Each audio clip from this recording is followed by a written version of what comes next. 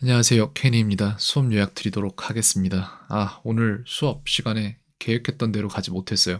디베이트나 낮에는 would rather 퀘션 쪽으로 가려고 했는데, 아이들이 뭔가 좀 신학기가 시작되기도 하고, 지금 레일라나 내지는 스텔라들 둘 다 지금 새로운 학교에 들어갔잖아요. 그러고 하다 보니까 할 일도 많고 공부할 것도 많고 하니까 좀 힘든 내색은 안 해요. 애초에 워낙 다 꾸준하고 뭘 잘해온 학생들이라서. 근데 뭔가 디베이트를 하는 것보다 좀 더 프리한 기분으로 가보고 싶은 그런 모습이 보였습니다. 그렇게 말을 하기도 했고요, 학생들이. 그래서 그냥 오늘은 프리스피치를 했는데 이런저런 주제를 가지고 이런저런 얘기들을 해봤어요.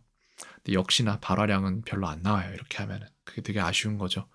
그래서 오늘 딱히 다른 부분들은 없었고 이런 것들 얘기를 저런 것들을 해줬을 때 요런 거죠. 수도권이라는 단어를 뭐죠? 라고 물어봤을 때 저도 수도권 몰라요. 이게 문제인데 수도권을 모르는 이유는 뭐냐면은 수도권이라고 하면은 이게 그래서 아까 채팅에도 이렇게 보내놨던 거거든요.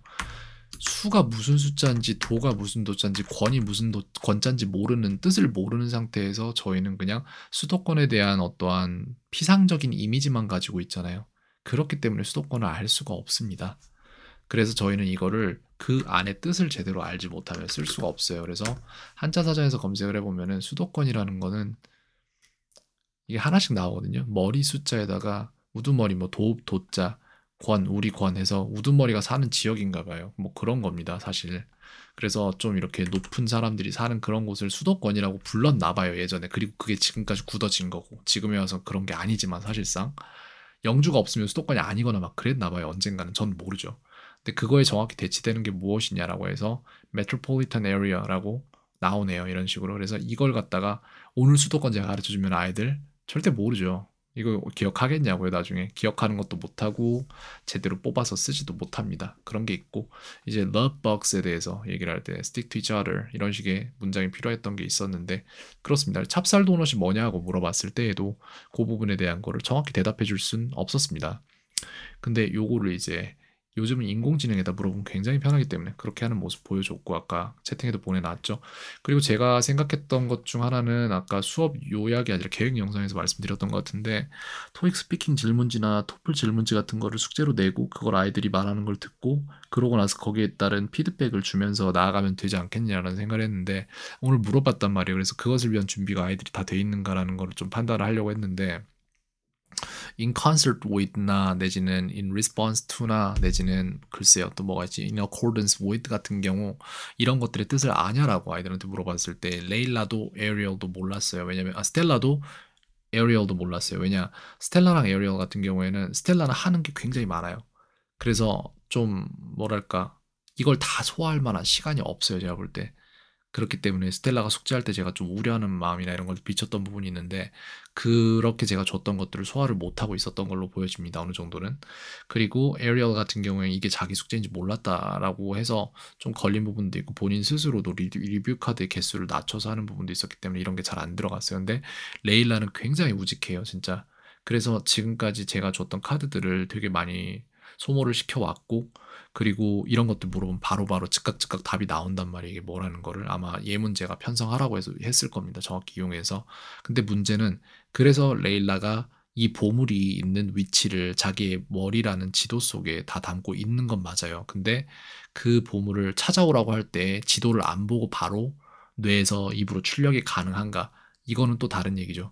그래서 토플 스피킹 쪽의 그 문제들이랑 토익 스피킹 쪽의 문제들이랑을 레일라한테 이제 물어보고 그거에 대한 답을 레일라가 뭘 보지 않은 채 1분에서 1분 한 1분에서 2분 정도를 쭉 얘기를 해볼 때 그 안에 들어가는 어휘들이 예를 들어 이제 about이라는 게 1레벨이라고 생각하면은 when it comes to가 2레벨이라고 생각하면은 in accordance with 같은 경우에 in reference to 같은 게 3레벨이라고 생각을 할게요. 그래서 레일라가 1레벨로만 대답을 할 수 있는 레벨인지 지금 현재 아니면 2레벨인 when it comes to로 바꿔낼 수 있는지 3레벨인 in reference to로 바꿔낼 수 있는지 이런 것들을 보고 거기에 대한 코칭을 해주고 페이스 메이킹을 해줘야 된다고 생각을 합니다.